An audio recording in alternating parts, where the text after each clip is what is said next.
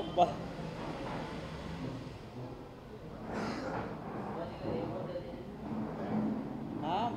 Explain చేయటానికి కూడా అట్లా బాగా అర్థమవుతుంది. ఏమండి ఉంది అగండి, ఏది లేకుండా మాత్రం చెప్పను నేను. ఇష్యూ లేకుండా నేను ఎప్పుడు మీ టైం వేస్ట్ చేయను. నేను ఏదోటి మనం టీవీల్లో కనపడాలని అదంతా ఎలక్ట్రానిక్ మీడియా సోదరులకు, ఆంధ్రప్రదేశ్ ప్రజలకు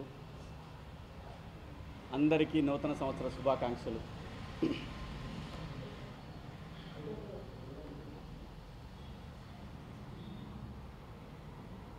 కొన్ని నాకు సంబంధించిన 2-3 విషయాలు చెప్పేసి ఇమీడియట్గా ఈరోజు ప్రెస్ మీట్కి గల కారణాలు చెప్పేస్తాను.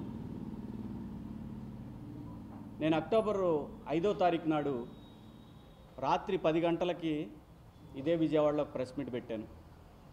అందులో కొన్ని అంశాలు చెప్పాను, దాని తాలూకు చెప్తాను.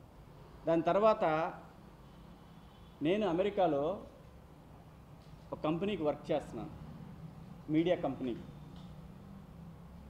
ఆ కంపెనీకి సంబంధించి కంటెంట్ ఇస్తూ ఉంటాను నేను. దానికోసం తరచుగా అమెరికా వెళ్తాను. ఎవరో పంపిస్తేనో దేనికోసమో నేను ఎప్పుడు వెళ్ళలేదు.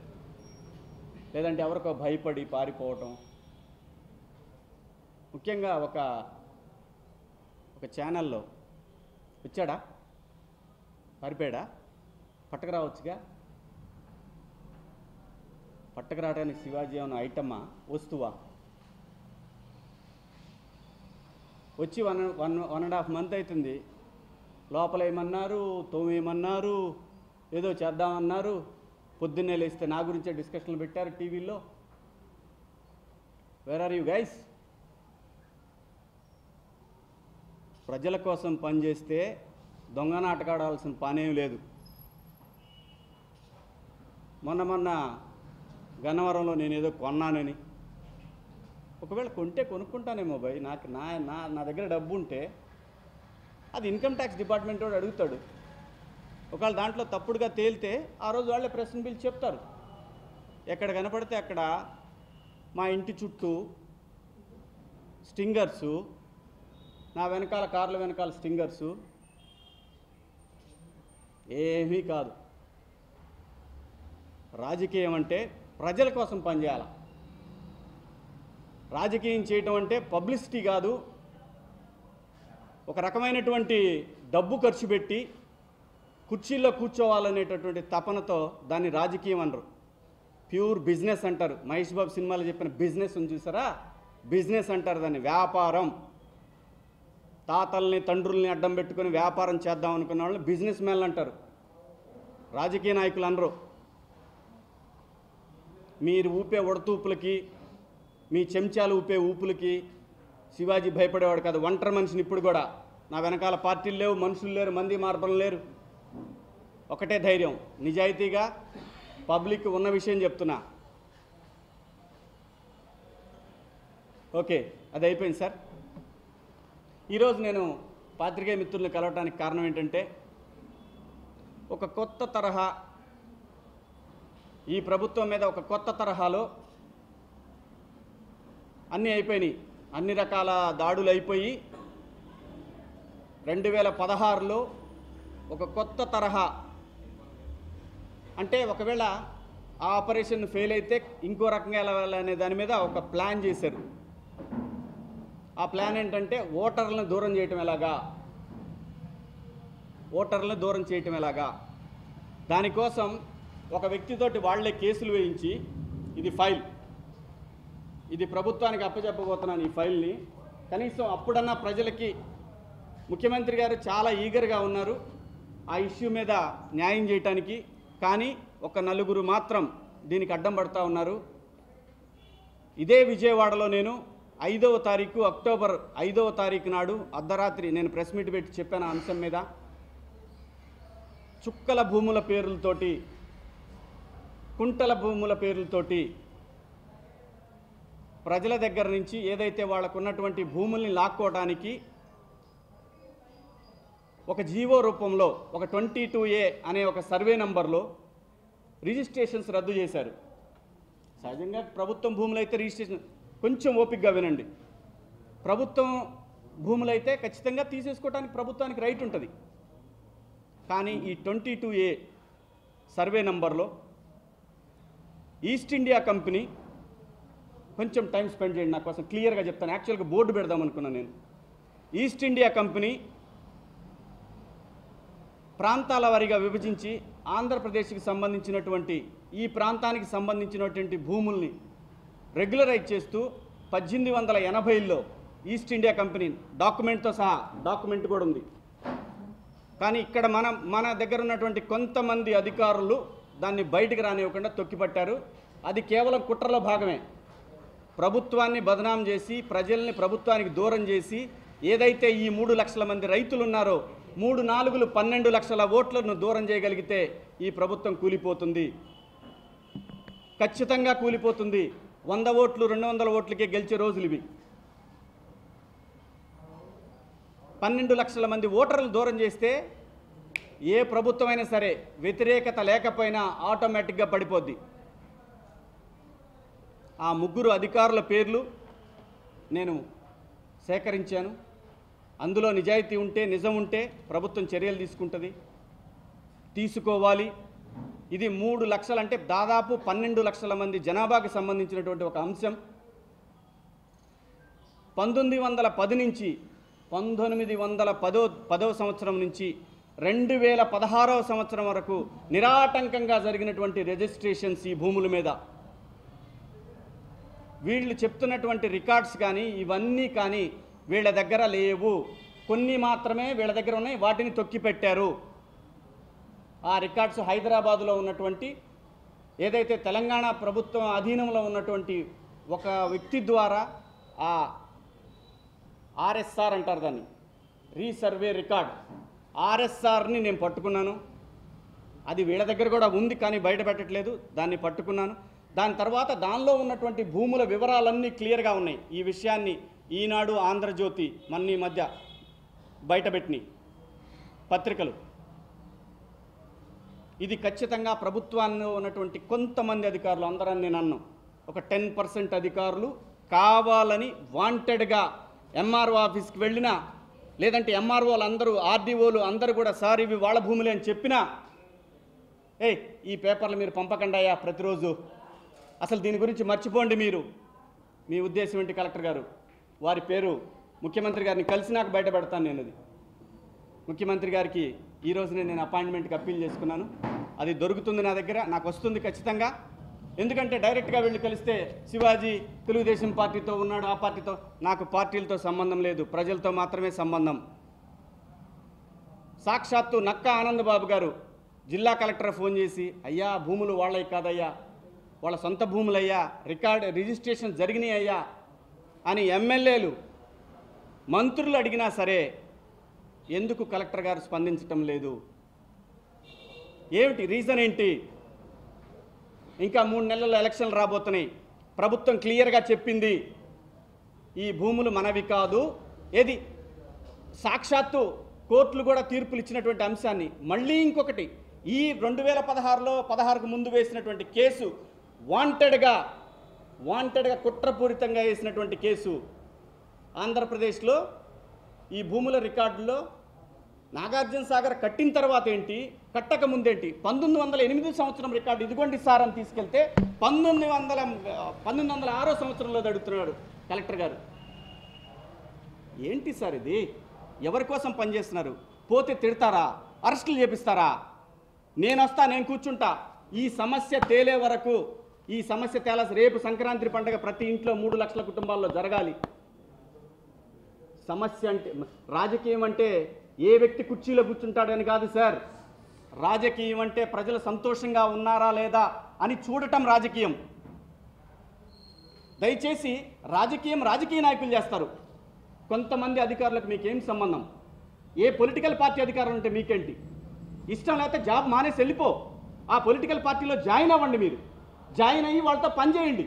కొంతమంది మాజీ అధికారులు పనిచేస్తున్నట్టు. ఇది ఖచ్చితంగా కుట్ర, ముఖ్యమంత్రి ప్రభుత్వం మీద కుట్ర, సాక్షాత్తు 3 లక్షల కుటుంబాల మీద కుట్ర. 12 లక్షల ఓట్ల మీద కుట్ర ఇది. ఇది నాకు సంబంధించిన అంశం కాదు, పోనీ నా కులానికి ఒక్కడికే సంబంధించిన అంశం కాదు, అన్ని కులాల వాళ్ళు ఉన్నారు ఇందులో. కానీ రాజకీయ పార్టీలు మాత్రం ఇప్పుడు ప్రతిపక్ష పాత్ర ఇది, ప్రతిపక్షం పట్టుకోవాల్సిన పాత్ర ఇది. మీకేమో కుర్చీ కావాలా, సమస్యలేం పట్టవు. ఏ సమస్య పట్టించుకున్నారు చెప్పండి ఇప్పుడు ఈ రోజు వరకు మీరు? ఇది మీరు చేయాల్సింది. ఒక వ్యక్తి ఇండివిజువల్గా ఒక జర్నలిస్ట్ లాగా పనిచేసి పట్టుకున్నాయి వీటన్నిటిని. అదేమంటే శివాజీ చంద్రబాబు నాయుడు మనిషి, శివాజీని చంద్రబాబు నాయుడు గారు ఇద్దరు కలిసి చేశారు, ఇది వీళ్ళిద్దరు కలిసి ఒక డ్రామా ఆడారు. ఏంటా ఒక్క ప్రూఫ్ పట్టరండి. మరి పవన్ కళ్యాణ్ గారు కూడా ఈ విషయం గురించి తెలుసుకోండి. మీ మీ మీ యొక్క ఆఫీస్లో మీ వాళ్ళందరూ ఉంటారు, వాళ్ళందరితో ఎంక్వైరీ చేయించండి ఈ 22A జీవో ఏంటని. నేను ఇప్పుడు కొత్తగా పట్టుకున్నది కాదు, ఆ రోజు కూడా చెప్పా, ప్రతిపక్ష పాత్ర అండి, ప్రతిపక్ష పార్టీలు చేయాల్సిన పని ఇది అని.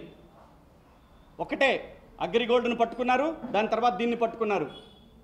అగ్రిగోల్డ్ అనేది జెన్యూన్ సమస్య, ఇది జెన్యూన్ సమస్య.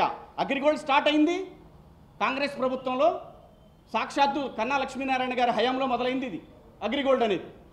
ప్రభుత్వం ఇప్పటికైనా కళ్ళు తెరవాల్సిందే. కొంతమంది అధికారులు తప్పుదోవ పట్టిస్తున్నారు, అందరూ అని నేను అన్నాను. నిజాయితీగా ఆంధ్రప్రదేశ్ ఎన్జిఓలు మనస్ఫూర్తిగా పనిచేస్తూ ఉన్నారు, చాలామంది ఎంఆర్ఓలు మనస్ఫూర్తిగా పనిచేస్తూ ఉన్నారు, చాలామంది ఆర్డీఓలు పనిచేస్తూ ఉన్నారు. కానీ ఉన్నతాధికారులు ఈ అంశంలో ఒక ముగ్గురు మాత్రం వాళ్ళకి ఇష్టం లేదు ఈ సమస్య పరిష్కారం కావటం. పోతే అరెస్ట్ చేస్తారు. నేను వస్తా, ఇక నుంచి నేను వస్తా, నేను వచ్చి కూర్చుంటా, వాళ్ళు రాలేకపోతున్నారు. ఎందుకంటే మీరు ఈ వాళ్ళ పర్టికులర్ ఎవరైతే వచ్చి గొడవ చేస్తారో వాళ్ళకి తొక్కి పడతారని భయం. ఎకరం, 2 ఎకరాలు, 3 ఎకరాలు, 5 ఎకరాలు ఉన్నాడు. చెరువులు ఏంటండి ఇవి? చెరువులు భూములు ఉంటాయి. 5 ఎకరాల్లో ఎక్కడ చెరువు ఉంటుందా అండి? 3 ఎకరాల్లో 20 సెంట్లో చెరువు ఉంటుందా అండి? ఇది సమస్య. 3 లక్షల మంది ఆకలి బాధల సమస్య అండి ఇది. అడగటానికి ఒక్కడికి నోరు రాదు. ఒకవేళ అడిగిన మంత్రులను లెక్క చేయరు, అధికారులు ఎమ్మెల్యేలు లెక్క చేయరు, ముఖ్యమంత్రిని లెక్క చేయరు. సాక్షాత్తు ముఖ్యమంత్రి గారు మన రెవెన్యూ డిపార్ట్మెంట్ కాన్ఫరెన్స్తో మాట్లాడినప్పుడు ఆయన చాలా సీరియస్ అయ్యాడు. అక్కడికి కూడా మీరు లెక్క చేయట్లేదు. మొన్న పోతే ఒక ఎంఆర్ఓ జిల్లా పేర్లు మొత్తం అన్నీ ఫైల్ చేసి పెట్టానండి. ఎందుకంటే ఇది తెలియాలి. నాకు బదనాం చేయటం ఇష్టం లేదు, ఎవరిని బదనాం చేయటం ఇష్టం లేదు. మర్యాదగా రేపు సంక్రాంతి పండుగలోపు ఇది తేలాలి. తేలకపోతే ఆమరణ నిరాహార దీక్ష కూర్చుంటా. ఈ అంశం మీద ఆమరణ నిరాహార దీక్ష కూర్చుంటా నేను. ఏం రైతులంటే తమాషానా మీకు? ప్రభుత్వ ముఖ్యమంత్రి, సాక్షాత్తు ముఖ్యమంత్రి అన్నీ చేసి పెడతానని చెప్తున్నప్పుడు మీకేం మాయరోగమా? ఏ ప్రభుత్వం అధికారం అంటే మీకేంటి ప్రాబ్లం? చంద్రబాబు నాయుడు గారు నచ్చకపోతే ఈయన వెళ్ళిపోయిన తర్వాత మీరు వేరే అప్పుడే మీరు సెలవులో వెళ్ళండి, సెలవులో వెళ్ళి ఈయన దిగిపోతే అప్పుడు రండి. మీరు ముఖ్యమంత్రిని ఎందుకు టార్గెట్ చేస్తున్నారు? ప్రభుత్వాన్ని ఎందుకు టార్గెట్ చేస్తున్నారు? ప్రజలను ఎందుకు ఏడిపిస్తున్నారు? ఇది చాలా తీవ్రమైన సమస్య అండి. ప్రతి ఒక్కరు దయచేసి మీడియా సోదరులందరికీ కూడా చెప్పేది, ఇందులో ఎటువంటి రాజకీయ ఎత్తుగడలు లేవు. రాజకీయ ఎత్తుగడల్లో భాగమైంది ఇది. ఏది కుదరకపోతే ఈ యాంగిల్ మొదలుపెట్టారు ఇప్పుడు కొత్తగా. అగ్రిగోల్డ్ సమస్యని ఈజీగా పరిష్కారం చేయబోతూ ఉంటే దాంట్లోకి దూరి మళ్ళీ కేసులు ఎలా వేయాలని చెప్పి మొదలుపెట్టారు. ప్రజలు గమనించండి, నాయకులు ఎవరు, పనిచేసే నాయకుల్ని గమనించండి. ప్రతిసారి ఇలాంటి దరిద్రాన్ని ఎన్ని సంవత్సరాల పాటు మనం చూడాలి? సాక్షాత్తు ముఖ్యమంత్రి గారు ఓకే చేసినా కూడా మీరు ఎందుకు పనిచేయరండి? 30 సెంట్లు, ఎకరం, అరెకరం రేట్లు పెరిగి కొంతమంది పిల్లల్ని చదివించుకుందామని, ఆడపిల్లలకు పెళ్లిళ్ళు చేద్దామని చెప్పి, వాళ్ళు కట్నంగా ఇచ్చుకుందామని చెప్పి, లేదంటే బతుకు తెరువుకి వాళ్ళు దాంట్లో ఏదైనా పండించుకుందామని చెప్పి, లేదంటే కౌలు రైతులకు ఇచ్చేసి పండించుకుందామంటే ఏది కూడా చేయనీయకుండా చేస్తున్నారు. అంటే ఇంకో కలెక్టర్ అంటాడు, ఏమయ్యా మీ దగ్గర మేము లాక్కున్నామా, చేసుకోమన్నాగా. ఎవరి తాతగాడు సొమ్మయ్యా చేసుకోవడానికి? మా తాతలు కొనిచ్చిన భూములు. ఫర్ యువర్ కైండ్ ఇన్ఫర్మేషన్, నాకైతే ఇందులో 22A సర్వేలు ఎటువంటి భూములు లేవండి. మళ్ళీ శివాజీకి ఏదో ఇందులో ఒక 10 ఎకరాలు 20 ఎకరాల భూములు ఉన్నాయని మీరు ఎవరు అనుకోవద్దు. కొంతమంది నెగిటివ్గా ఆలోచించే మనుషుల కోసం చెప్తున్నాను ఈ అంశం. సాక్షాత్తు కలెక్టర్ రాకోలేదే, మీ దగ్గర లాక్కోలేదు, మీరు గట్టిగా మాట్లాడితే లాక్కుంటా. నీ అయ్య సొమ్మ, నీ తాత సొమ్మ, ప్రజల డబ్బుల మీద, ప్రజల చెమట మీద బతికే మనుషులు మీరు లాక్కుంటారా? లాక్కోండి చూస్తా. నాయకులు దయచేసి ప్రతిపక్షం పనిచేయండి సార్. ఇట్లాంటి వాటి మీద పనిచేయండి. హోదా గురించి అడిగితే హోదా మీద ఎప్పుడో మీ ఇష్టం వచ్చినప్పుడు సరదాగా పండక్కోసారి ఒక ఉద్యమం చేసిపోతున్నారు. పోనీ లైవ్లోనే ఉంది, ఎక్కడే పోదు. ఈ కేంద్రంలో ప్రభుత్వం మారుతుంది ఖచ్చితంగా, హోదా వస్తుంది. హోదా వల్ల ఎన్ని బెనిఫిట్స్ ఉన్నాయో ఇప్పుడు ఒక్కొక్క ఎకనమిస్టు బయటకు వచ్చి చెప్తా ఉన్నారు. అది సంతోషమే. సో ఈ అంశాన్ని ఈ వారంలో ముఖ్యమంత్రి గారిని కలిసి ఆ రోజున ఈ పేపర్లన్నీ కూడా వీళ్ళ పేర్లతో సహా మీ అందరికీ రిలీజ్ చేస్తాను. న్యాయం జరగకపోతే, తప్పులు ప్రతి మనిషి చేస్తాడు, న్యాయం జరగాలి. జరగకపోతే మాత్రం వదిలిపెట్టే ప్రసక్తే లేదు. నేను ఖచ్చితంగా పండక్కి ఆమరణ నిరాహార దీక్ష కూర్చుంటా. ఎందుకంటే ముఖ్యమంత్రి ఓకే చెప్పారు. మీరు ఎవరయ్యా చేయకపోవటానికి? ముఖ్యమంత్రి గారు, సాక్షాత్తు ముఖ్యమంత్రి గారు ఓకే చెప్పారు. ఆయన బతిమలాడుతున్నాడు మిమ్మల్ని, అయినా మీరు మాత్రం చెయ్యరు. కొంతమంది కొన్ని జిల్లాల్లో కొంతమంది డిప్యూటీ కలెక్టర్లు ఓకే చూసుకొని పనిచేస్తూ ఉన్నారు. సో అదండి ఆ అంశం ఉంది. ఇది ఖచ్చితంగా రాష్ట్ర ప్రభుత్వం మీద కుట్ర, ఎటువంటి సందేహం లేదు. ఈ కుట్రలో కొంతమంది అధికారులు పాలు పంచుకుంటున్నారు. మాజీల ద్వారా ఎవరైతే ప్రభుత్వం నుంచి బయటకు వెళ్ళాడో ఆ వ్యక్తి ఒకరితో కేసు వేయించి ఆ కేసుని బయటికి తీసుకొచ్చి తనకు అనుకూలంగా ఉన్నటువంటి కొంతమంది ఒక నలుగురు అధికారులతోటి మొదలుపెట్టాడు. ఇది నాకు వచ్చినటువంటి ఇన్ఫర్మేషను. దానికి సంబంధించి పూర్తి ఫైల్ని, డేటాని రెడీ చేసి పెట్టుకున్నాను. ఇది ముఖ్యమంత్రి గారి సమక్షంలో ఇచ్చి ఏ అధికారినో పర్టికులర్గా ఒక అధికారులను నాకేమున్నాయి చెప్పండి, నాకేమైనా పనులు ఉన్నాయా, నాకు ఇండస్ట్రీలు ఉన్నాయా, లేకపోతే ఏదైనా వ్యాపారాలు ఉన్నాయా, నాకు ఎవరిని టార్గెట్ చేయాలి కాదు. ప్రజలని టార్గెట్ చేసిన అధికారులు వాళ్ళని మాత్రం ఖచ్చితంగా గల్లా పట్టుకుని అడుగుతా. ఉన్నత స్థాయి పాపం ఎంఆర్ చెప్తానండి అన్నీ నేను ఎందుకంటే ఒక అవకాశం ఇవ్వాలి ఎవరికైనా సరే. ఊరికే మనం ఇష్టానికి లేదు. కృష్ణా జిల్లా కలెక్టర్ లేడు, లక్ష్మీకాంతం గారు లేరు. హలో, నాకు తెలిసిన అంశాన్ని నేను చెప్తానంటున్నానండి. నేను ఎవరికి ప్రభుత్వ యంత్రాంగం మొత్తానికి తెలుసండి బాబు, నాకు తెలియటం ఏంటి? సీఎం గారు ఓకే అని చెప్పాను కదండి మీకు. ఎవరు వెళ్ళి ఆయన అడగండి సార్. నన్ను అడుగుతారండి? నన్ను ఎందుకు అడుగుతున్నారు? ఆయన కదా అడగాలి. మీరు ఆయన అడగండి, నన్ను ఎందుకు అడుగుతున్నారు? ముఖ్యమంత్రి గారిని.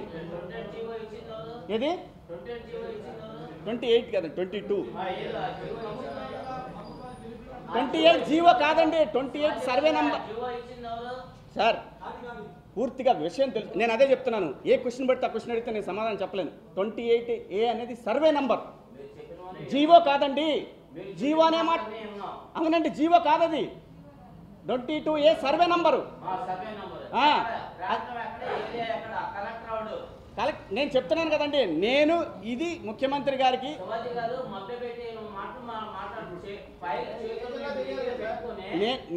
నేను చెప్తానంటున్నాను సార్. మీకేంటి problem? That's it, leave it. Guntur జిల్లాలో ఉందండి ఒక సర్వే నంబర్ 22A. దాని తర్వాత 30 నంబర్లో ఉంటుంది. కుంటల భూములు అని చెప్పి పెట్టారు.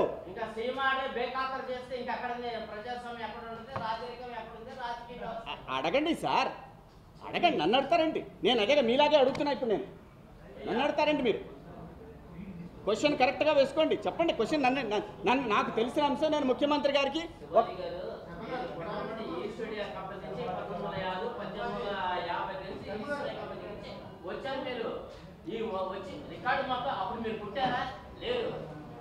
రికార్డు నేను పుట్టడం ఏంటండి బాబు? మీరు ఒకళ్ళు రికార్డుకి నేను పుట్టడం ఏంటి? రికార్డు పుట్టే టైం వేరు. రికార్డు గురించి చెప్తున్నా. నేను పుట్టి నాకు వచ్చిందని చెప్పలా మీతో. ఏం అడుగుతున్నారు మీరు? ఏం అడుగుతున్నారు క్వశ్చన్ మీరు?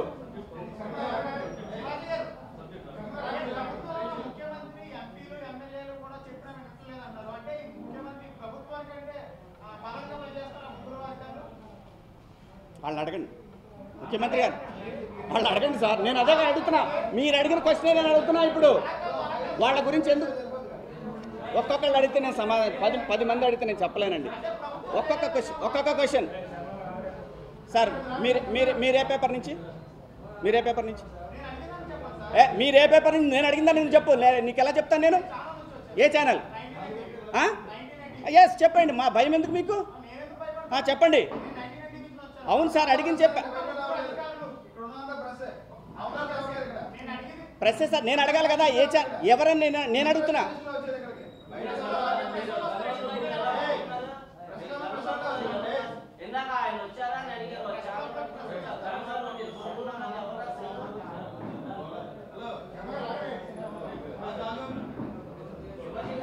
మీరు ఏం క్వశ్చన్ అడగాలో అడగండి.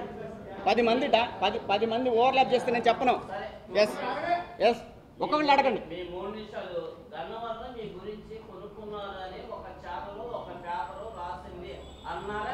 అన్నాను.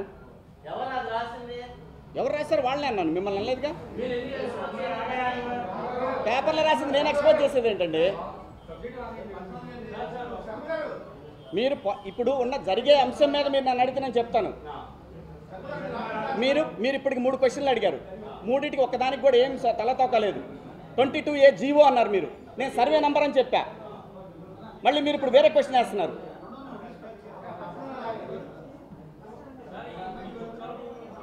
సార్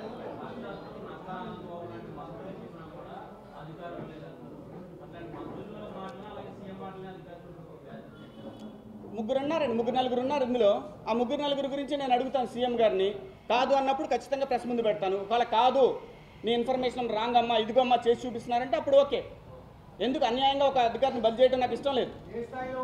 ఉన్నత స్థాయి అధికారులు సార్, ఉన్నత స్థాయి. అదే సార్ నేను చెప్తున్నాను. ఏది సార్, నేను చుక్కల భూములు, చెరువులు, కుంటల గురించి మాట్లాడటానికి వచ్చాను సార్. దాని గురించి నన్ను అడగండి, నేను చెప్తాను. దానికి సంబంధించిన అంశం మీద నేను మాట్లాడటానికి వచ్చాను. ఏమి చూపించినా అన్నిటి గురించి మాట్లాడాను సార్. నేను ఏ ఒక్కటి ఫలానా దాని గురించి ఇప్పుడు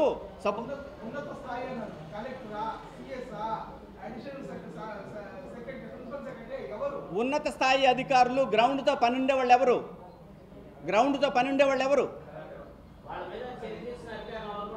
సార్ మీరెవరు సార్ చెప్పండి ఒకటి.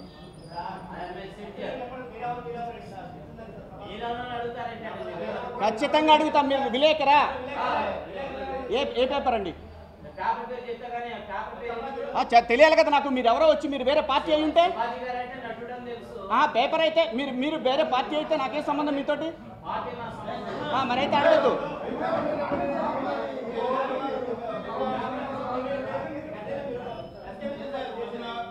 బాస్ నన్ను కరెక్ట్గా క్వశ్చన్లు అడిగి చెప్తాను బాస్. మీరు నన్ను కరెక్ట్గా విషయం నేను మాట్లాడిన దాని క్వశ్చన్లు అడిగితే నేను చెప్తాను.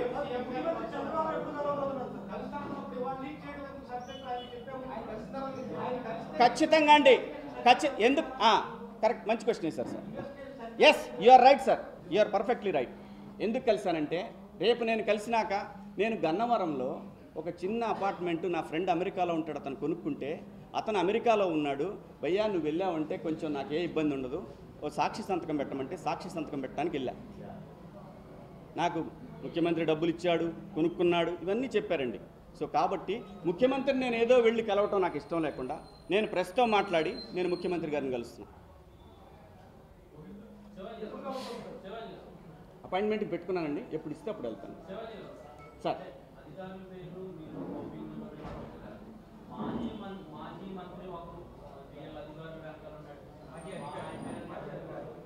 నేను చెప్పలేదు. మాజీ అధికారులు ఇప్పుడు వేరే పార్టీల్లో ఉన్నారు వాళ్ళు, నేను ఎలా చెప్తాను? నాకు తెలీదు సార్. ఒక్క నిమిషం సోదరా, సైలెంట్ ప్లీజ్.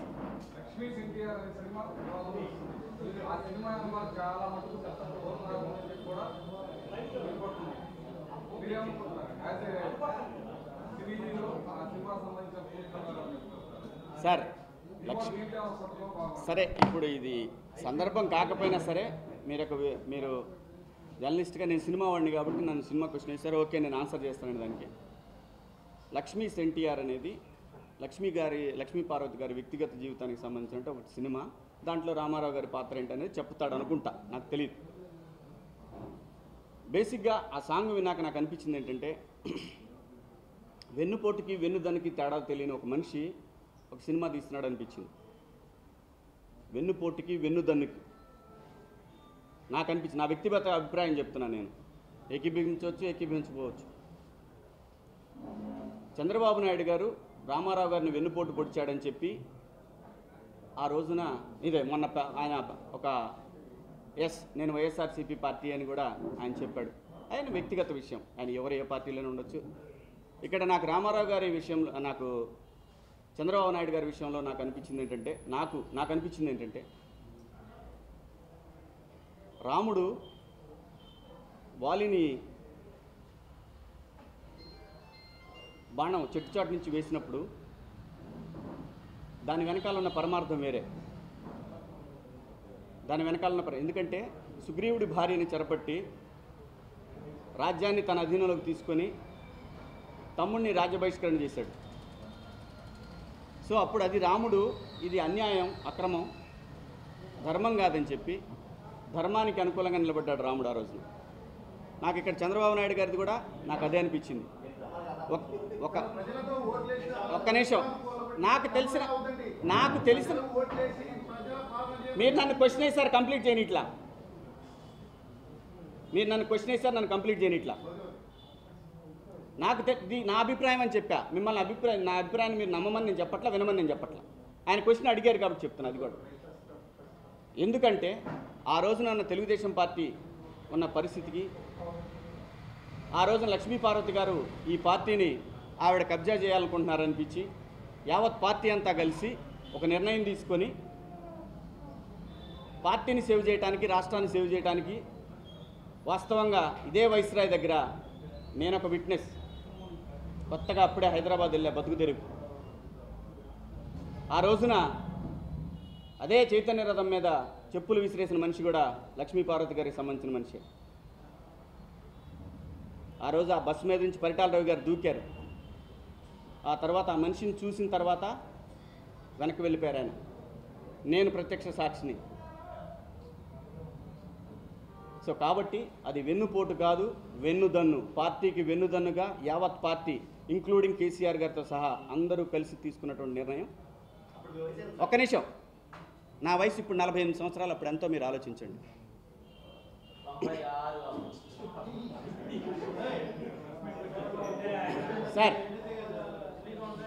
సార్ పూర్ణ గారు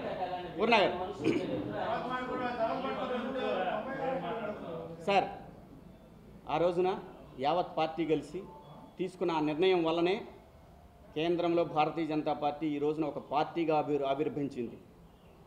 ఆ రోజున కనుక చంద్రబాబు నాయుడు గారు లేకపోతే వాజ్పేయి గారు రెండోసారి ప్రధానమంత్రిగా అయ్యేవాడు కాదు, భారతీయ జనతా పార్టీ నిలబడేది కాదు. ఇదే చంద్రబాబు నాయుడు గారు లేకపోతే ఆ రోజున భారతీయ జనతా పార్టీ లేదు.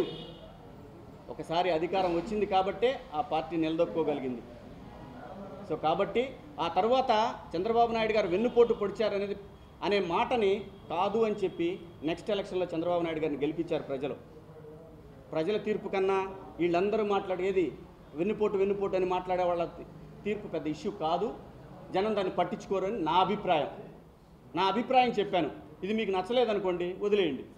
నేను మిమ్మల్ని అంగీకరించమని అడగట్లా.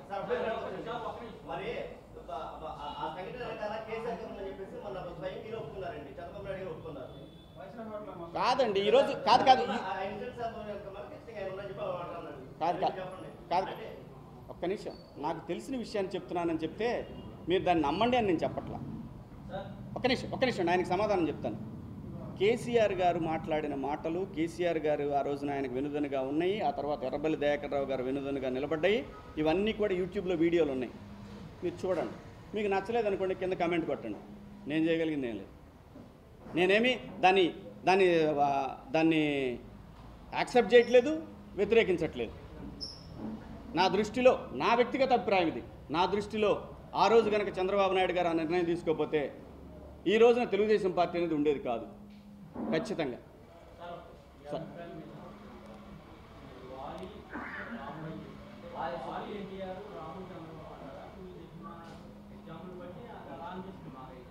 లక్ష్మీపార్వతి అంటాను నేను. ఎస్, అది వాళ్ళ కుటుంబ విషయం. బేసిక్గా చెప్పాలంటే వాళ్ళ మామగారు ఆయన మధ్య జరిగిన విషయం. సార్ ఇంకేమైనా ఉన్నాయా సార్? నేను అసలు సార్ నేను దాని గురించి మాట్లాడలేదండి. మీ గురించి నేను మాట్లాడలేదు. That's it. నేను మాట్లాడలేదండి. మీరు చెప్పేవాటికి నేను సమాధానం చెప్పను. మీరు రిలేటెడ్ క్వశ్చన్లు అడగట్లా. That's it. చెప్పండి సార్.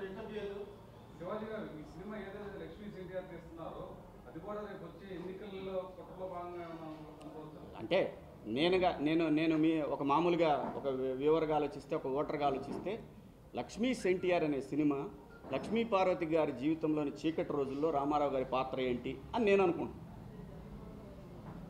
అంతే తప్పితే ఆవిడ ఏదో ప్రభావం, ఆవిడ గురించి ఏం తీస్తాడు? ఎన్టీ రామారావు గారు అంటే ఆయన ఒక చరిత్ర, ఒక తెలుగు జాతి పౌరుషం, దానికి ఒక కంటెంట్ ఉంది, కథ ఉంది. ఇక్కడ ఏముంది? ఏం లేదు, తీసుకోవచ్చు, ఆయన ఇష్టం. ఆయన ఏం కథ చెప్తాడో చూద్దాం, అంతే. మనం ఆయన నేనైతే వ్యతిరేకించట్లేదు, నువ్వు తీయొద్దు, నువ్వు ఎవడరా అని. నా అభిప్రాయం నేను చెప్పాను, వారి అభిప్రాయాన్ని గౌరవిస్తూ నా అభిప్రాయాన్ని నేను చెప్పాను, అంతే. ఏదండి? కలిసి నాకు చెప్తాను. ఈ సమస్య పరిష్కారం కాకపోతే ఖచ్చితంగా చేస్తా, డౌటే లేదు. అది మీరు క్వశ్చన్ ముఖ్యమంత్రి గారు నేను మీరు అడిగే క్వశ్చన్లు అడుగుతున్నాను సార్. నేను ఆయన్ని మీరు అడిగే క్వశ్చన్లే అడుగుతున్నాను. నేను ఇక్కడ నా అభిప్రాయం చెప్పట్లా, నేను మీలాగానే అడుగుతున్నా. ఎందుకు చేయట్లేదు సార్ వీళ్ళు? మీరు ఓకే అన్న తర్వాత కూడా ఎందుకు చేయట్లేదు సార్ అని అడుగుతున్నా. యాక్షన్ తీసుకోమని అడుగుతున్నా. మళ్ళీ ఇప్పుడు ఆయన కాదు, ఆయన మొన్న ఏం చెప్పా అంటే, నాకు ఈ సమస్య ఇమీడియట్గా పరిష్కారం అవ్వాలి అని చెప్పాడు 3 రోజుల క్రితం. ఇది జరిగి 3 రోజులు.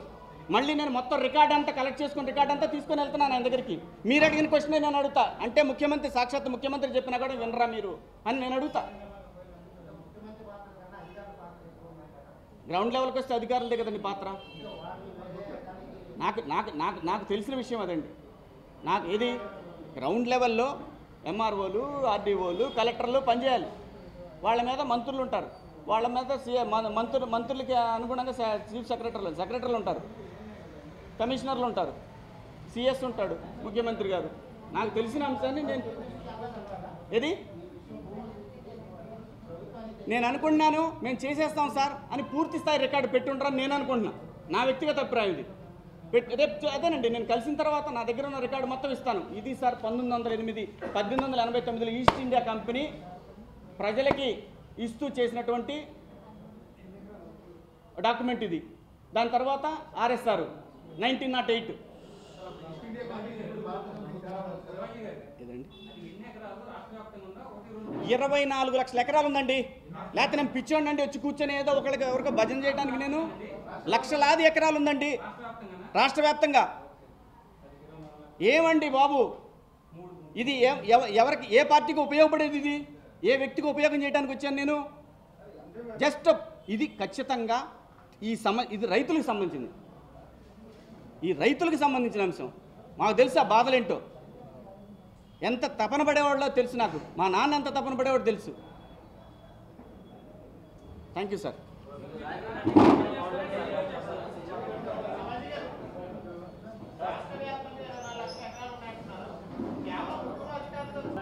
ఒప్పుకోవట్లేదు అవి చేయడానికి.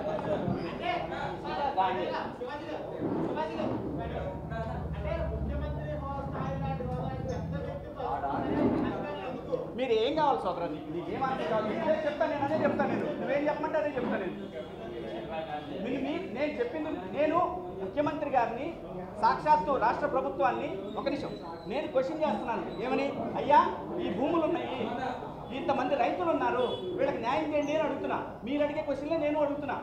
ఇందులో నేను ఏ పాత్ర తీసుకోవట్లేదు. ఏది ప్రభుత్వానికో ప్రతిపక్షానికో తీసుకోవట్లా. నేను ఒక బాధ్యత గల పౌరుడిగా తీసుకున్నాను. నేను అంతే, వేరే ఏం లేదు. ఇందులో ఎవరికి సపోర్ట్ చేయాలి? ఇందులో ప్రభుత్వానికి సపోర్ట్ చేసేది ఏమని చెప్పండి మరి? ఇంకేంటి? మీరు ఎండ్ తీసుకొచ్చి మళ్ళీ ప్రభుత్వానికి పెడుతున్నారు కదా. మీ క్వశ్చన్లో ఎండ్ అంతా కూడా అదే కదా. అంటే ప్రభుత్వం చేతకందా అని అంటారు. కాదు, ప్రభుత్వం చేయగలదు. ప్రభుత్వంలో ఉన్న ముఖ్యమంత్రి చేస్తున్నాడు, కానీ అధికారులు కొంతమంది మొండికేస్తున్నారు. వాటి సంగతి తెలుస్తానని చెప్తున్నాను. అంతే సార్. శివాజీ గారు ఒక డైలాగ్, ఆర్మీ కంటే మీకు సినిమాలే మంచివి. సలహా నాకు అక్కడ